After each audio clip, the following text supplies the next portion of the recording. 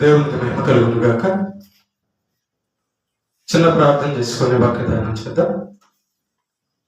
పరలోకమందున్న మా కన్న తండ్రి, నీ నామమునకు స్తుతి, మహిమ, ఘనత, ప్రభావములు తెలియజేస్తూ ఉన్నాం. మరొక దినాన్ని మాకు అనుగ్రహించినందుకు స్తోత్రాలు. చదవబడుతున్న యొక్క లేఖన భాగంలో నుంచి మాతో మాట్లాడండి, మాకు నేర్పించండి. అభ్యంతరపరచ చూచే సాతాను, దురాత్మ, చీకటి శక్తుల ప్రభావాన్ని తొలగించండి.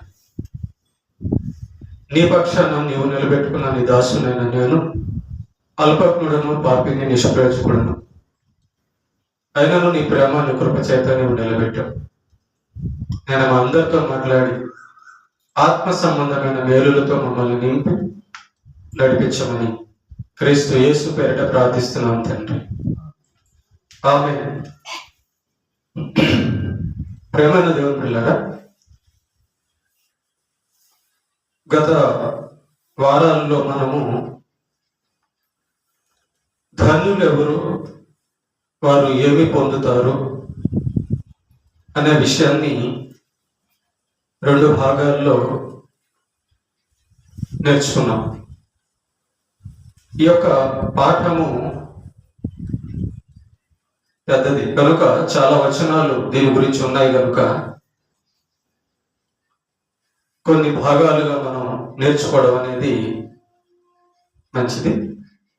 కనుక ఈరోజు 3వ భాగంగా ధన్యులు ఎవరు, వారు ఏమి పొందుతారు అనే పాఠాన్ని మనం ఇంకొక భాగంగా 3వ భాగంగా నేర్చుకున్నాం.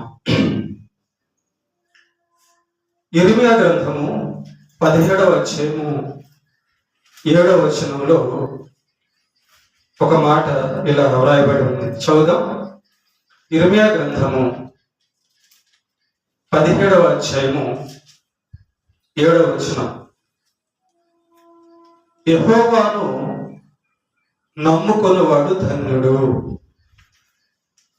ఎందుకు ధన్యుడు? యెహోవాను నమ్ముకునేవాడు ధన్యుడట. ఎందుకు ధన్యుడు యెహోవాను నమ్ముకునేవాడు అంటే, మనుషులను నమ్ముకుంటే ఎందుకు ధన్యుడు కాదు? డబ్బును నమ్ముకుంటే ఎందుకు ధన్యుడు కాదు? తన బలము, తన శక్తిని నమ్ముకుంటే ఎందుకు ధన్యుడు కాదు? తన ఇంట్లో వాళ్ళను నమ్ముకుంటే ఎందుకు ధన్యుడు కాదు?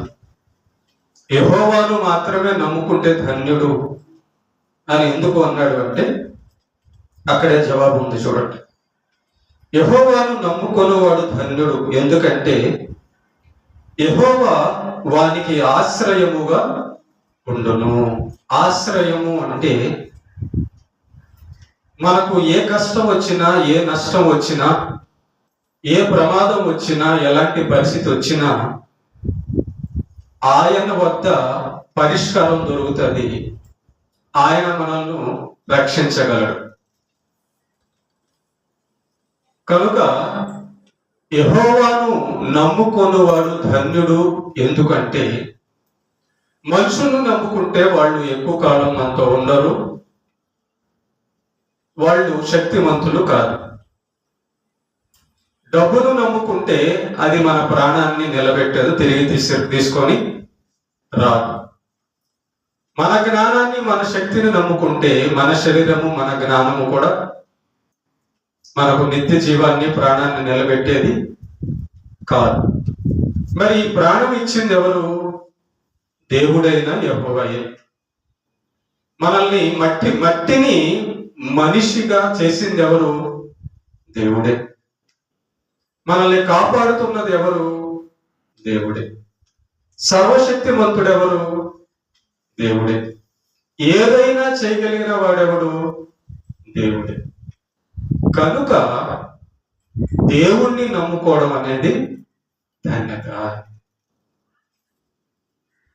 చాలా మంది ఈ విషయంలో బుద్ధి కలిగి ఉండరు. చాలా మంది ఈ విషయంలో జాగ్రత్త పడరు. కనుక చూడండి, వారి జీవితాలన్నీ కూడా హఠాత్తుగా ఇబ్బందుల్లో పడిపోతాయి. కొంతమంది ఏమనుకుంటారంటే, ఎప్పుడో అవసరం వచ్చినప్పుడు కదా దేవుడు, బాగలేనప్పుడు కదా దేవుడు. ఆ బాగలేనప్పుడు అప్పుడు వెళ్దాం లేదు నమ్ముకోవడానికి. ఆ పరిస్థితి బాగలేనప్పుడు అప్పుడు వెళ్దాంలే దేవుని సన్నిధికి అనుకుంటారు. కానీ దేవుణ్ణి నమ్ముకోకుండా విడిచిపెడితే మళ్ళా దేవుడి దగ్గరికి వెళ్ళి నమ్ముకోవడానికి నీకు అవకాశం ఉంటుందో ఉండదో? నువ్వు మందిరానికి వెళ్ళి దేవుడికి ప్రార్థించే ఆయుష్ నీకు ఉందో లేదో?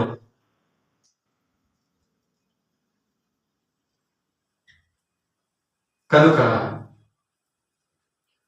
దేవునిని ప్రతినిత్యము నమ్ముకోవాలి. దేవునిని ప్రతిరోజు స్తుతించాలి. దేవునితో ప్రతిరోజు ఉండాలి. దేవుణ్ణి ఎల్లప్పుడూ మనము ఆశ్రయించి ఉండాలి. బైబిల్లో ఒక మాట ఉంటుంది, రేపేమి సంభవించునో మీకు తెలియదు, మీ జీవము ఏ పాటిది, అంతలో కనబడి అంతలో మాయమైపోయి ఆవిరి లాంటిదే కదా మీ జీవితం అంటాడు. ఈ రోజు నాకు దేవుడు అవసరం లేదులే, అవసరం వచ్చినప్పుడు చూసుకుంటానులే అనుకోవడానికి కాదండి. మన ఇష్టం వచ్చినప్పుడల్లా కాపాడు దేవా అంటే కాపాడడానికి ఆయనే మనకు దాసుడు కాదు, దేవుడే. మన ఇష్టం వచ్చినప్పుడల్లా నాకు కుదిరితే నేను నీ దగ్గరకు వస్తాను అనడానికి ఆయన మనకు దాసుడు కాదు, మనకి యజమాని, మన సృష్టికర్త.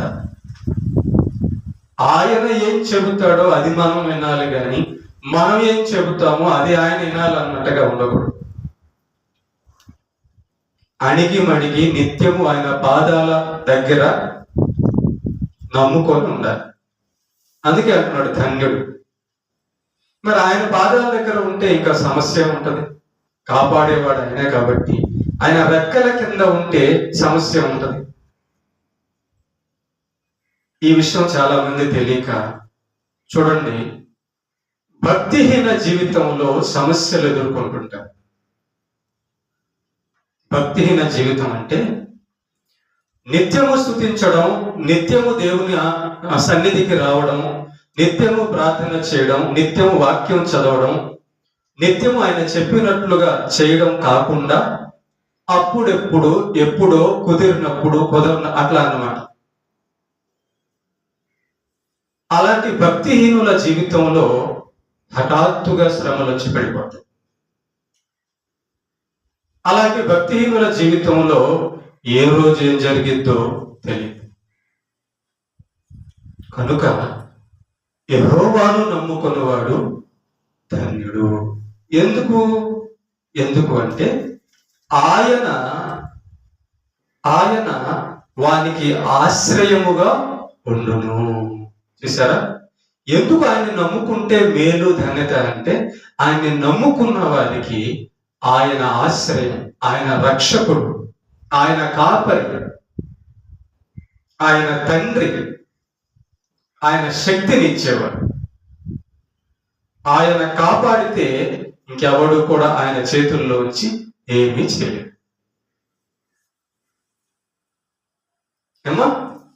యెషయా గ్రంథము 56వ అధ్యాయము 2వ వచనంలో 56వ అధ్యాయము 2వ వచనంలో ఇలా రాయబడింది. ఏమనుంది?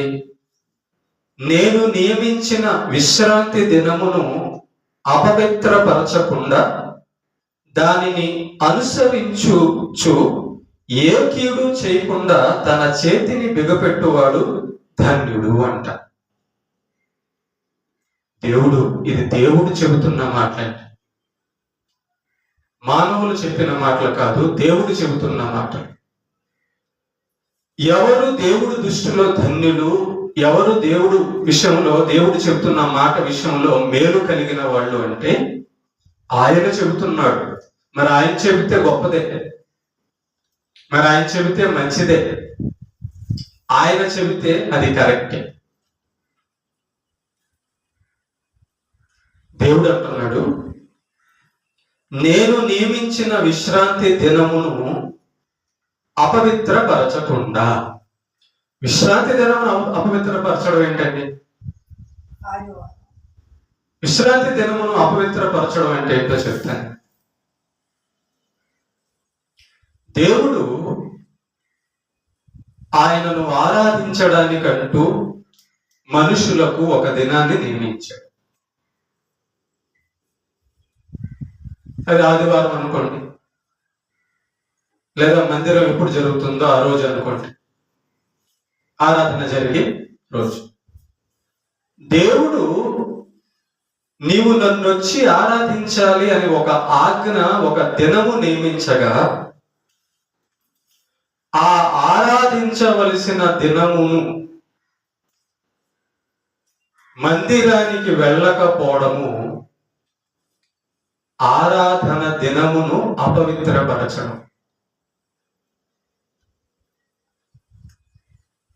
దేవుడు నియమించినటువంటి ఒక ఆరాధన దినమునకు సిద్ధపడక నిర్లక్ష్యంగా ఉండడము దినమును, దేవుడు నియమించిన దినాన్ని అపవిత్రపరచడం అంటే తోసివేయడం, నిర్లక్ష్యం చేయడం అన్నమాట. దేవుడి యొక్క ఆజ్ఞను నిర్లక్ష్యం చేయడం.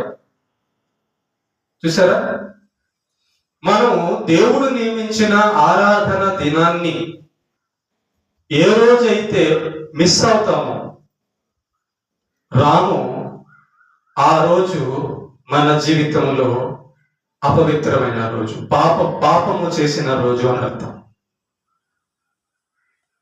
దేవుని దృష్టిలో మనం ఆరాధనకి రాని రోజు, మందిరంలో జరిగే రోజు, మందిరానికి రాని రోజు, ఆ రోజు మన జీవితంలో పాపపు రోజు.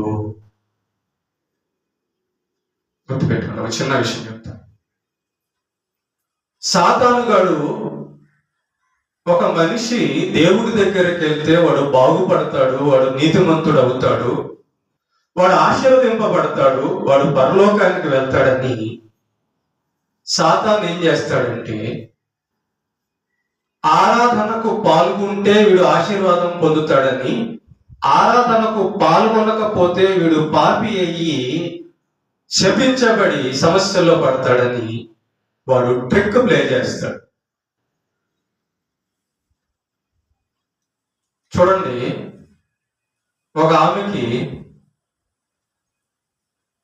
కడుపులో సమస్య ఉంది. ఆమె చేపల కూర, చేపల పులుసు, మసాలా తినకూడదు. అర్థమైందా? కడుపులో సమస్య ఉంది ఆమెకి, చేపల పులుసు, మసాలా తినకూడదు. ఓకేనా? ఈరోజు బుధవారం మందిరం ప్రార్థన అని ఆమెకి తెలుసు. మరి మందిరం ఆరాధన బుధవారం, రేపు నేను మందిరానికి వెళ్ళాలంటే ఈ రోజే కదా సిద్ధపడాలా, జాగ్రత్తగా ఉండాలా. రేపు మందిరానికి వెళ్ళనీయకుండా సాతాను నన్ను ఏ రకంగానైనా ఇబ్బంది పడుస్తాడేమో అని ఆలోచన కలిగి, బుద్ధి కలిగి ఉన్నవాళ్ళు ధన్యులు, జాగ్రత్త కలిగి ఉన్నవారు ధన్యులు. ఆమె ఏం చేసిందంటే, సాతాను మాట విని ఆమె నోటి యొక్క తృప్తి తీర్చుకోవాలనుకుంది. పడదు ఆమెకు వాస్తవంగా చేపల పులుసు తెలుసు. చాలా మంది చాలాసార్లు హెచ్చరించారు కూడా. ఆమె చెప్పింది కూడా, అయ్యా నాకు ఇది పడడం లేదని. అలాంటి ఆమె రేపు బుధవారం ప్రార్థన అని తెలిసి కూడా ఈ తినంది పడంది నేను తింటే నేను రేపు మందిరానికి వెళ్ళలేను కదా అని ఆలోచించకుండా నోటి ఆశతో తినేసి ఏం చేస్తుంది, ఆరాధనకి కాదు బాత్రూమ్కి దగ్గర అయ్యింది.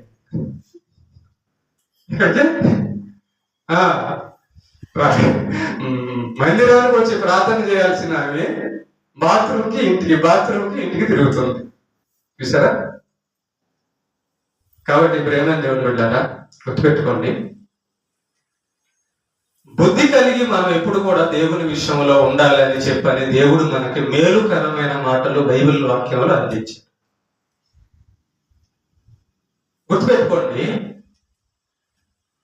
మనల్ని ఎలాగైనా మందిరానికి వెళ్ళనీయకుండా, దేవునిలో ఎదగనీయకుండా చేయడమే సాతాను పని, ప్లాన్. వాడు అదే పనిలో ఉంటాడు, ఇంకా వేరే పని ఏమైనా ఉండదు వాడికి. వాడి పని అదే. వాడు పని బాగుగానే చేస్తున్నాడు, వాడు బాగుగానే చేస్తున్నాడు. కానీ దైవ భక్తులము, దేవుని బిడ్డలము అని అనిపించుకుంటున్నాం మనము వాడి ఊరిలో పడకుండా జాగ్రత్త తీసుకోవడం మన పని.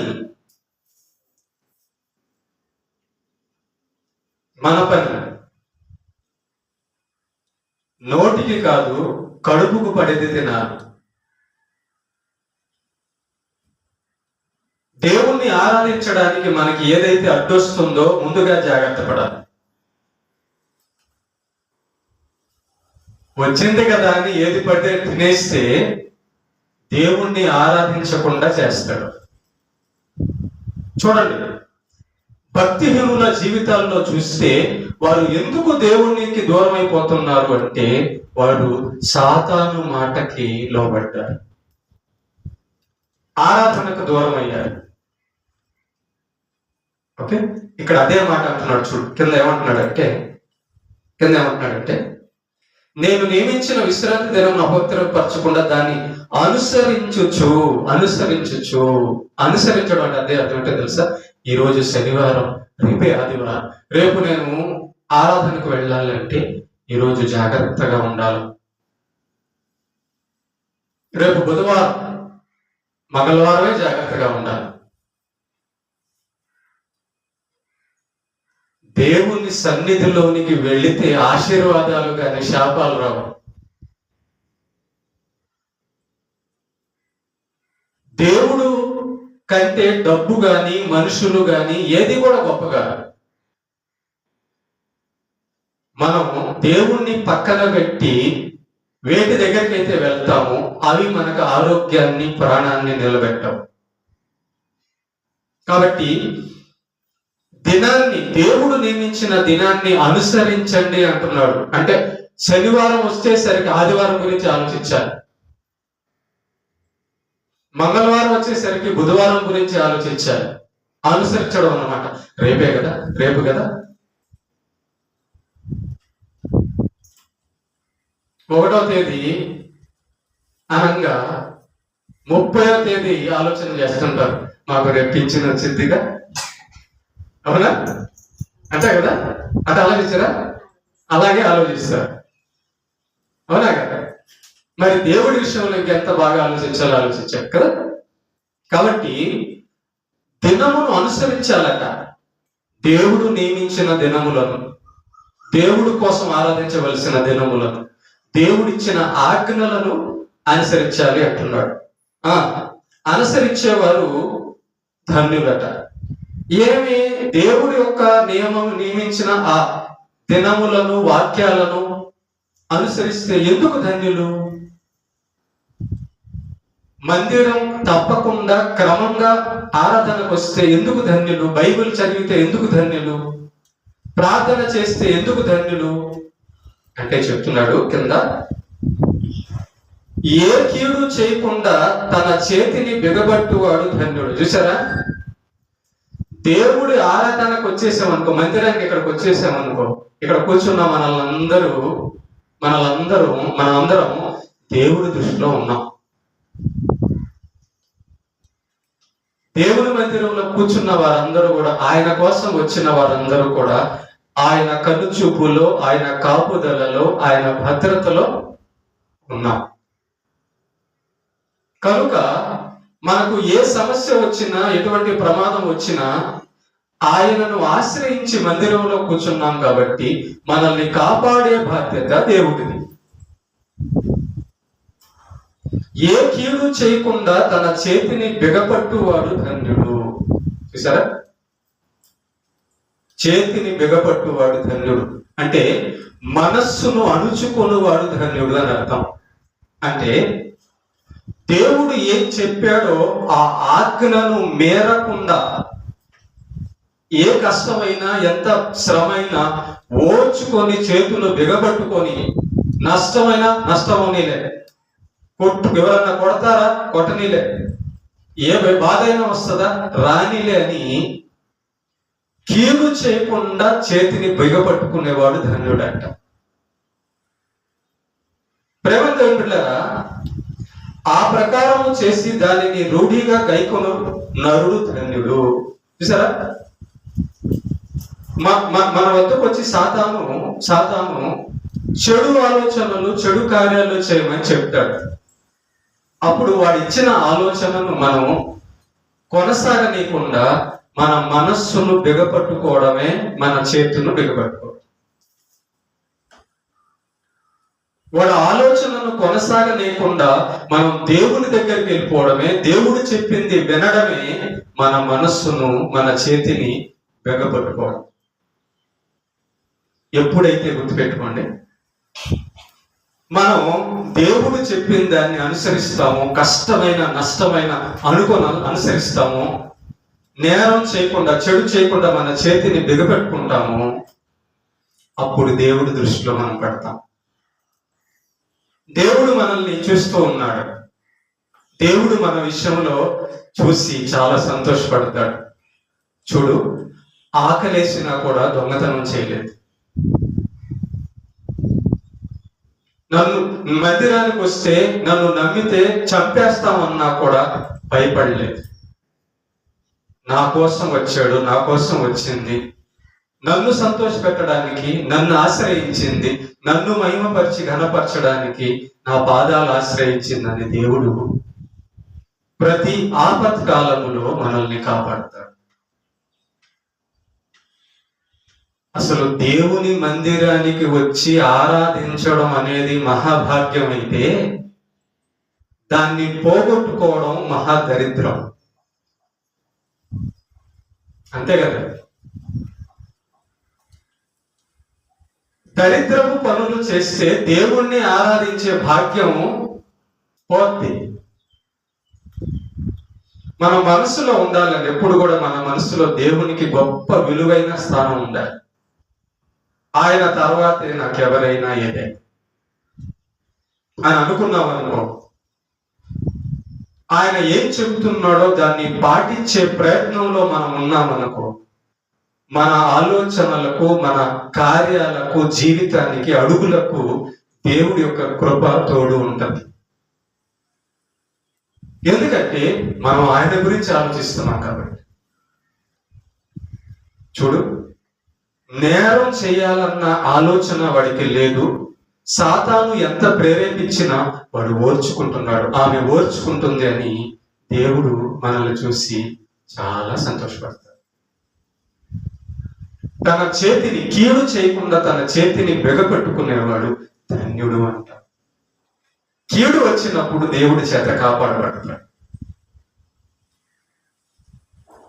మనం భూలోకంలో ఉన్నాం, మన చుట్టూ సాతాను అనుచరులు ఎంతో మంది ఉన్నారు. రేపేమి జరిగిద్దో మనకు తెలియదు. మనం తినే అన్నంలో విషం ఉందో లేదో తెలియదు.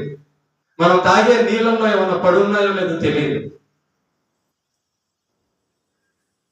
తెలియక తినేస్తాం, తాగేస్తాం. ఆ తాగి తినిన దాని వల్ల మన శరీరానికి ప్రమాదం వస్తే, కీడు చేయకుండా తన చేతిని బిగపట్టుకున్న వాడిని వైపు చూసి దేవుడు, అయ్యో నా బిడ్డ ఎదుగో ఏదో పడింది తింటున్నాడు, దాని వలన వాడికి ఏమి ఇబ్బంది పడకూడదని దేవుడు దాన్ని తీసేస్తాడు. కానీ దేవుని మందిరానికి రాకుండా, దేవునికి విధేయత చూపకుండా, ఇష్టానుసారంగా బతికేవాడు జీవితంలో ఎందుకు కాపాడాలి వీళ్ళని నేను అనుకుంటాడు దేవుడు. వాడిని నేను ఎందుకు కాపాడాలి? నేను చెప్పింది వింటాడా? నాకు విధేయత చూపిస్తాడా అని దేవుడు కాపాడక ఉన్న సందర్భాల్లో మన దెబ్బ తగులుతుంది. మన ఆరోగ్యం పాడవుతుంది. ఆలోచించాలి, ఎప్పుడు కూడా మనం ఆలోచించాలి. దేవుని మీద ఆధారపడి దేవుడు చెప్పినట్లుగా తగ్గించుకొని ఆయన చెప్పినట్లుగా బతుకుతుంటే మనల్ని కాపాడకుండా ఎందుకు ఉంటాడు దేవుడు? చెప్పండి, ఎందుకు ఉంటాడు కాపాడకుండా? కాపాడతాడు. ఆయనకి ఇష్టం లేని పని, ఆయనకి ఇష్టం లేని ఆలోచన, ఆయనకి ఇష్టం లేని జీవితం మనం గడిపితేనే దెబ్బలు తగులుతుంటాయి మన జీవితం.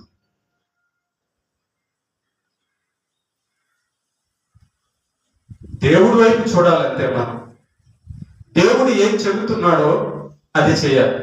పురుషుడైతే దేవుడు చెప్పినట్టుగా చేస్తూ ఉండాలి. స్త్రీ అయితే లోబడి విధేయత చూపిస్తూ బతకాలి. అప్పుడు దేవుడు కీడొచ్చినప్పుడు నిన్ను కాపాడుతాడు. అప్పుడు దేవుడు నీకు సమస్య వచ్చినప్పుడు నిన్ను కాపాడుతాడు. కనుక మన మనస్సు ఎల్లప్పుడూ దేవుని వైపే ఉండాలి. ఏమా? అదే యెషయా గ్రంథము 30వ అధ్యాయము 18వ వచనం. యెషయా గ్రంథము 30వ అధ్యాయము 18వ వచనం.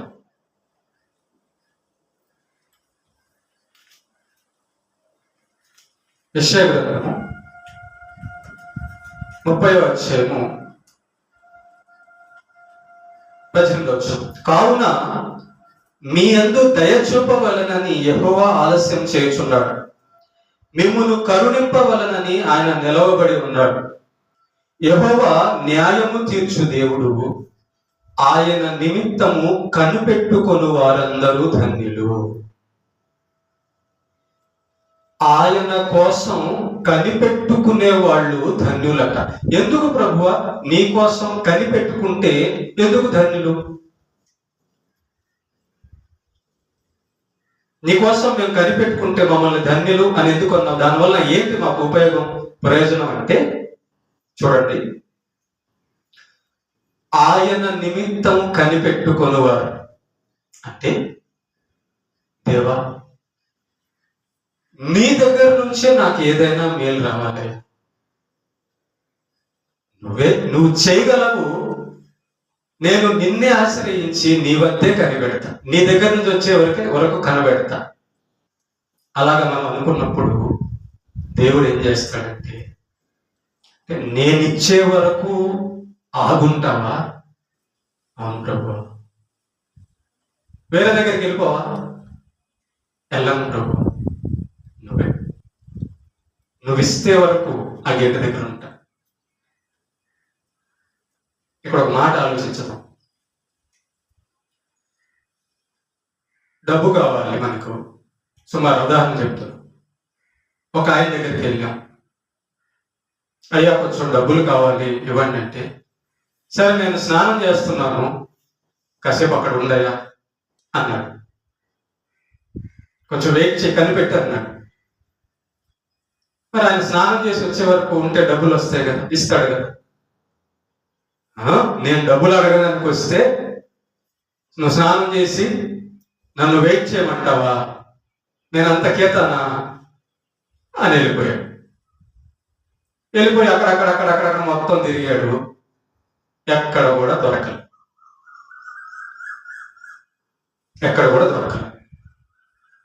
అదే అతను చెప్పాడుగా, కనిపెట్టని చెప్పాడుగా.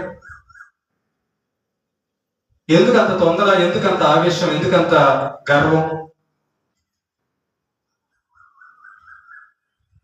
దేవుడి దగ్గర మన సమస్యలన్నీ తీరే వరకు తీరే విధంగా కనిపెట్టాలి. చాలా మంది ఏం చేస్తారంటే, మొదటి రోజు వస్తారు, ప్రార్థన చేశాము పోలా, ఈయన దగ్గర ఇంకా పని కాదు, ఇంకా ఈయన దగ్గర నా సమస్య ఇంకా పోదు అని ఇంకొక చెట్టు దగ్గరికి, ఇంకొక పుట్ట దగ్గరికి పోతారు.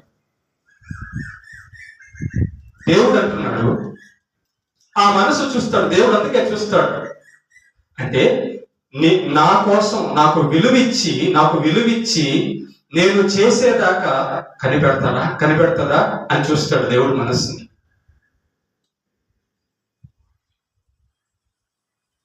కొన్ని జీవితాలు నేను చూస్తున్నాను. బాగున్నప్పుడేమో దేవుడు గొప్పోడు అని చెప్పి నన్ను ఊరే, ఏదైనా కష్టం వచ్చినప్పుడు ఏం దేవుళ్ళే నా జీవితం ఇట్లా చేశాడు అని అదే నోటితో పలికిన జీవితాలు నేను చూసి,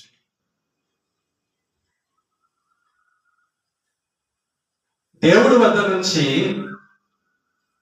నిన్ను అభివృద్ధి పరచడానికి, బలపరచడానికి విశ్వాసంలో కష్టం వస్తే దాన్ని స్వీకరించవా?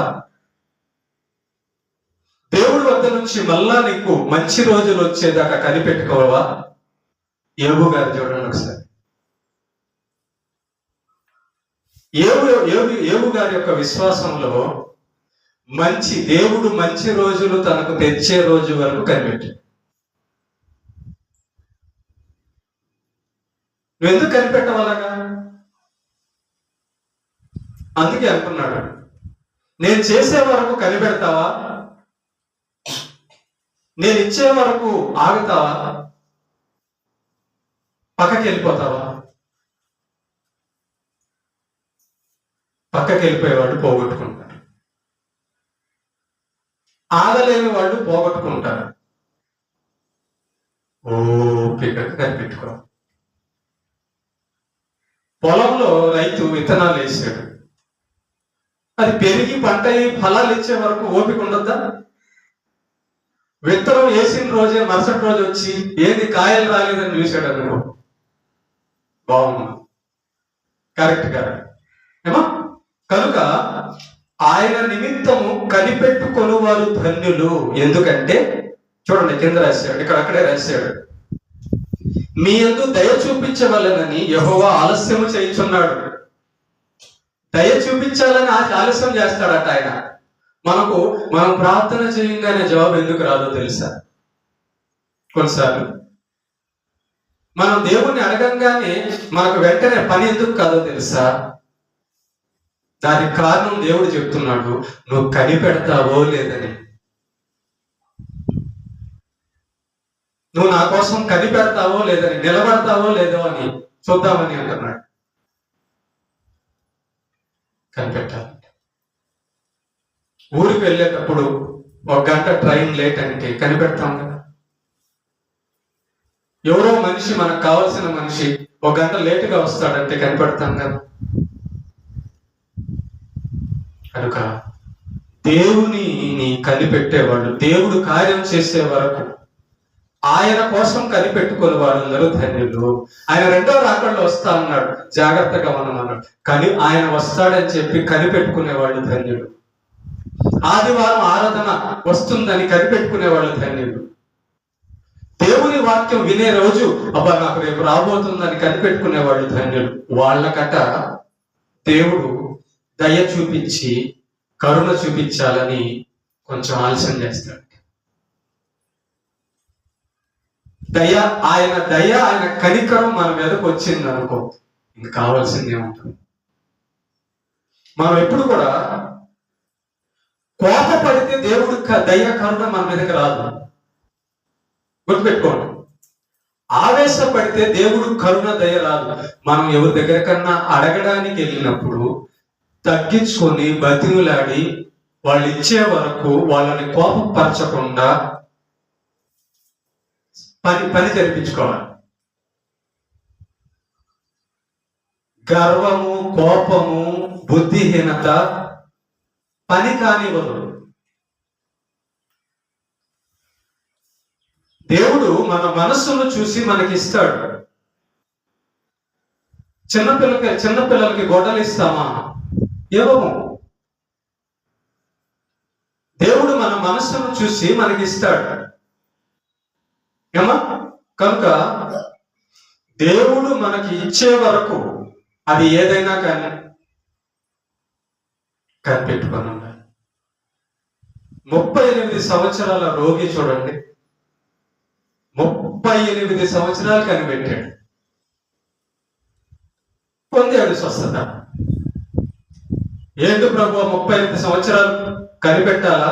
కనిపెట్టు. ఇచ్చేవాడు ఉన్నాడుగా, ఎన్ని సంవత్సరాలైనా కనిపెట్టు.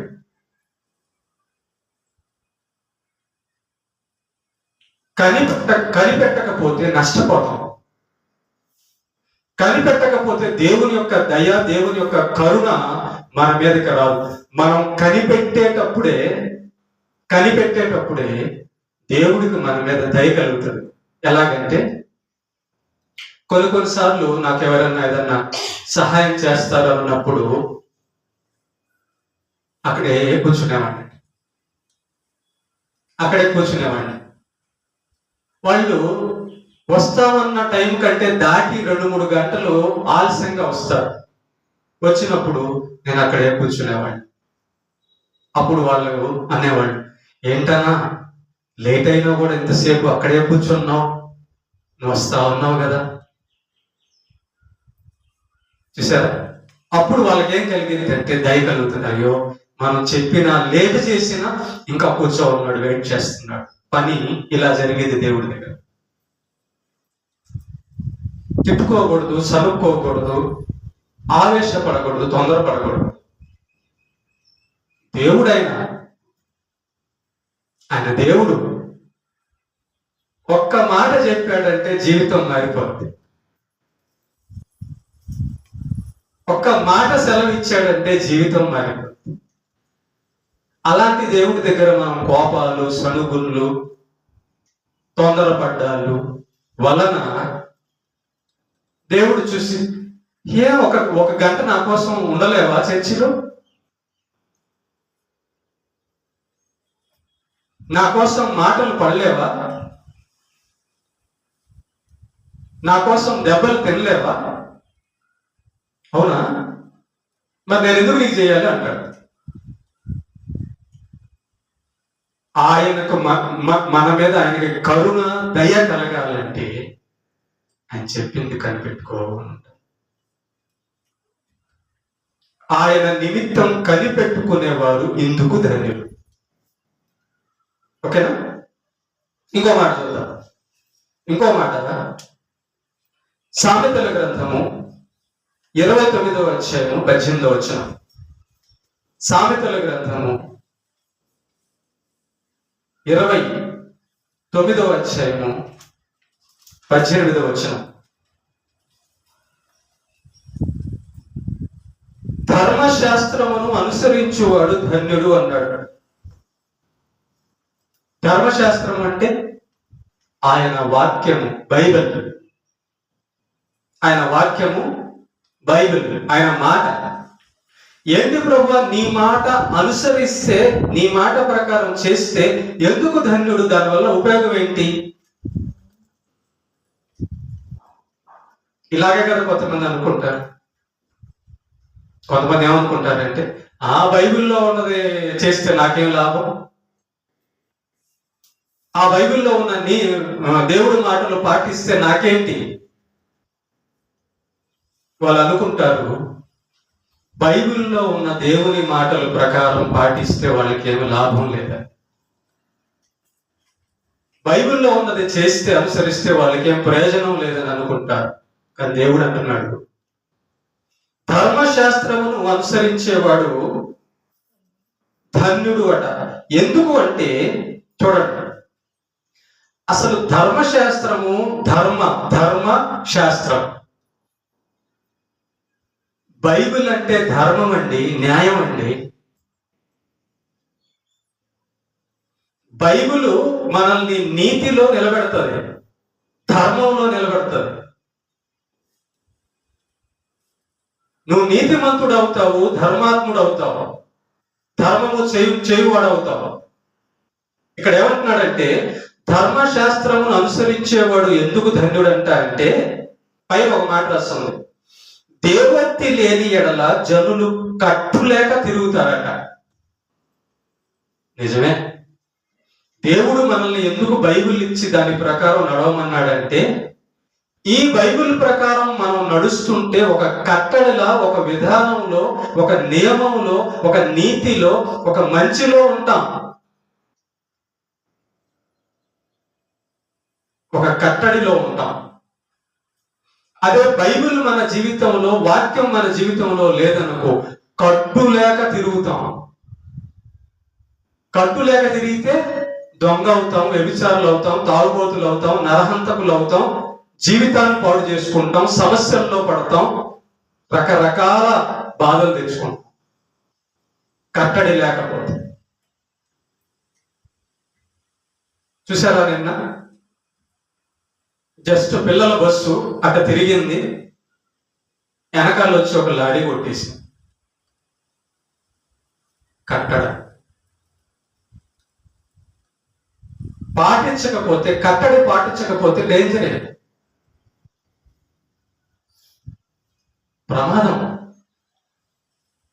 దేవోక్తి లేని ఎడల జనులు కట్టడ లేక తిరుగుతారట. కాబట్టి కట్టడి లేక తిరిగే వాళ్ళందరూ కూడా సమస్యల్లోనే పడతారు, చెడు జీవితంలో పడతారు. అందుకే దేవుడు అంటున్నాడు, నా ధర్మశాస్త్రమును అనుసరించేవాడు ధన్యుడని. ఎందుకు అన్నాడంటే, వాడు నీతిలో నియమంలో నడుస్తూ ఉంటాడు, మంచి జీవితంలో ఉంటాడు, మంచి పేరు తెచ్చుకుంటాడు. అలాంటి వాడిని నేను ఎల్లప్పుడూ కాపాడుతుంటాను. కాబట్టి నా ధర్మశాస్త్రమును అనుసరించేవాడు ధన్యుడు. ఆయన చెప్పింది చేసేవాడి మీదకి శాపం రాదు, ఆశీర్వాదం వస్తుంది. ఆయన చెప్పింది చేసేవాడికి దేవుని యొక్క సహాయం అందుతుంది.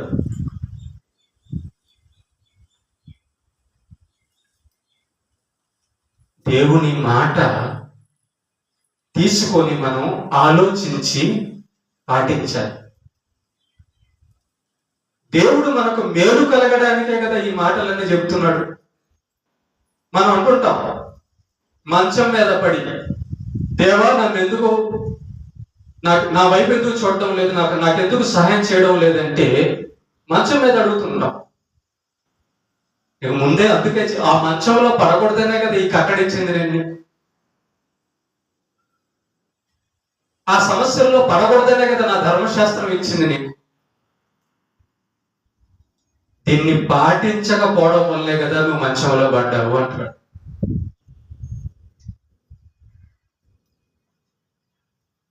దేవుని మాట పాటించే వారికి దేవుని యొక్క కాపుదల నిశ్చయం.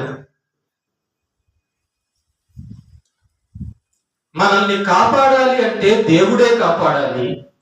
మనల్ని కాపాడాలి అంటే దేవుడు, ఆయన వాక్యము మనం గైకొనాలి.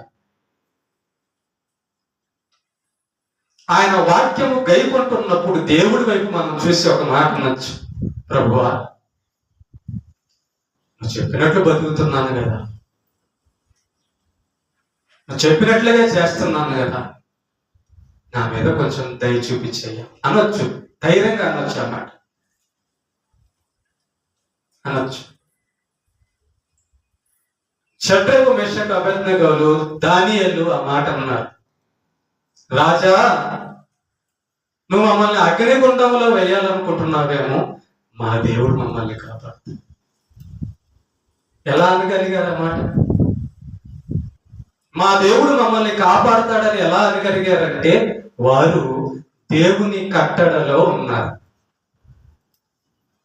దేవుని ధర్మశాస్త్రం అనుసరిస్తున్నారు. కనుక వారు పాపం చేయడం లేదు కనుక, చెడు చేయడం లేదు కనుక వారికి ఆశ ఉంది, వారికి ఆధారం ఉంది. మా దేవుడు మమ్మల్ని కాపాడుతాడు. చాలా మంది దేవుడి మీద ఎందుకు సనుక్కొని దేవుడి నుంచి ఎందుకు దూరం అయిపోతారో తెలుసా? ఎందుకు దూరం అయిపోతారో తెలుసా? వాళ్ళ హృదయములో దేవుడి మీద ఉండవలసిన విశ్వాసము, దేవుడి మీద ఉండవలసిన భయభక్తులు తొలగిపోయి ఆ మాటలు మాట్లాడతారు. ఆ మాటలు అవిశ్వాసపు మాటలు, చెడు మాటలు మాట్లాడతారు. ఆధారం లేని మాటలు, నమ్మకం లేని మాటలు. దేవుడి దగ్గర కనిపెట్టుకుంటే ఆయన ఎందుకు సహాయం చేయడు? ఆయన అన్యాయస్తుడా? దేవుణ్ణి ఆశ్రయిస్తే ఆయన ఎందుకు కాపాడు? ఆయన చేతకాని వాడా? మన దగ్గర లోపం పెట్టుకొని దేవుడి వైపు తప్పు చూపిస్తాం. అలా చేయకూడదు, అలాగా చేయకూడదు. కనుక ఏమైంది వెళ్ళారా? కొన్ని వచనాలు ఈరోజు మనము ధ్యానం చేశాము. చాలా ఉన్నాయి. ఇంకా కొన్ని పాటలుగా చెప్పుకోవచ్చు. దేవుని చిత్తం అయితే చెప్పుకుందాం, తెలుసుకుందాం. ఈ మాటలన్నీ కూడా మన మేలు కొరకే. ఎంత నేర్చుకుంటే అంత మేలు. నీకు ఎంత బలం ఉంటే అంత మంచిది కదా. దేవుని వద్ద నుంచి వచ్చే బలం ఇది, ఆత్మీయ బలం, శరీర బలం కూడా కదా. ఇంకొక 100 రూపాయలు ఇస్తానమ్మా, ఇంకొక 100 రూపాయలు ఇస్తానమ్మా, ఇంకొక 100 రూపాయలు ఇస్తానమ్మా అంటుంటే ఎట్లా ఉంటుంది? బాగుంటుంది.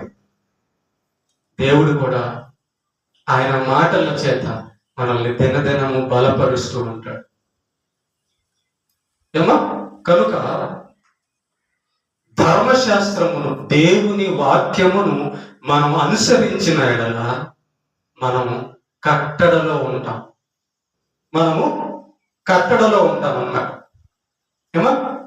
కనుక ప్రేమ దేవుని బిడ్డారా, దేవుడు అంటున్న ధన్యత మనం పొందుకోవాలి.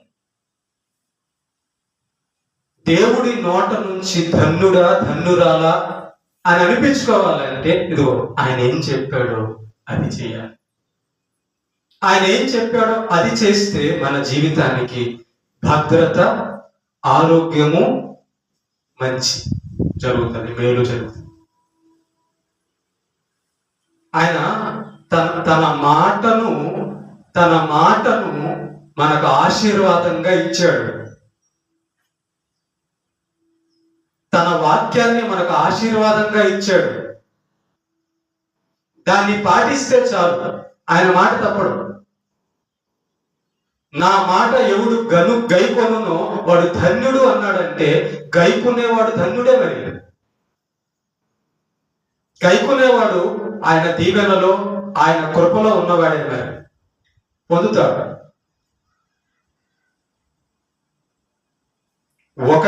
ఒక మాట చెప్పి ముగించేస్తాను.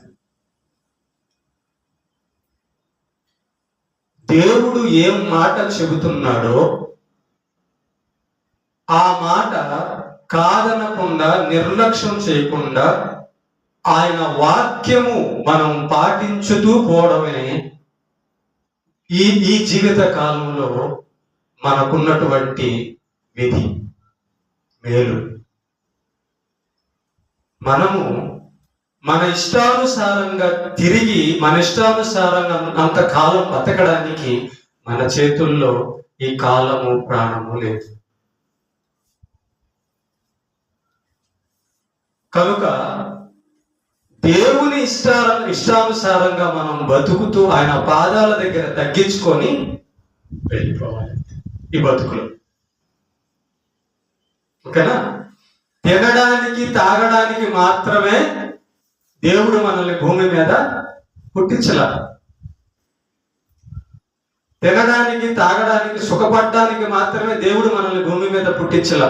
ఆయన చిత్తమును చేయడానికే భూమి మీద పుట్టించాడు. ఆయనను మహిమపరచడానికి భూమి మీద పుట్టించాడు. ఆయన చెప్పింది చేయడానికి భూమి మీద మనల్ని పుట్టించాడు. కనుక నువ్వు చెప్పింది చెయ్యను అనడానికి మనం ఏ పాటి వారము?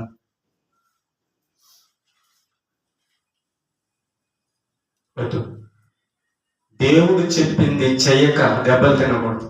దేవుడు చెప్పింది చేసి దెబ్బలు తింటే సంతోషం, కానీ దేవుడు చెప్పింది చేయక దెబ్బలు తింటే అది చాలా నష్టం. ఓకేనా? అందరికి అర్థమైందా? దేవుని మహిమ కలుగును. ప్రార్థన చేసుకోండి.